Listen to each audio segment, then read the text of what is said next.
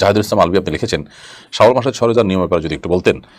ভাই আলভী, শাওয়াল মাসের 6 রোজা এটা শাওয়াল মাসের প্রথম দিন, ঈদের দিন ছাড়া এরপর আপনি পুরো মাসের মধ্যে রাখলেই হবে। ধারাবাহিকভাবে রাখেন কিংবা ভেঙে ভেঙে রাখেন, সেটা একান্তই আপনার ব্যাপার। যে কোনোভাবে আপনি এই রোজা রাখলেই হবে। সো যে কোনো মূল্যে আপনি শাওয়ালের 6টা রোজা রাখবেন, ভেঙে ভেঙে হোক আর একত্রে হোক, সোমবার, বৃহস্পতিবার কিংবা চাঁদের 13, 14, 15 এই দিনগুলোর সাথে মিল করে যদি আপনি রোজা রাখেন, তাতেও ইনশাআল্লাহ বেদিন আপনার রোজা আদায় হয়ে যাবে।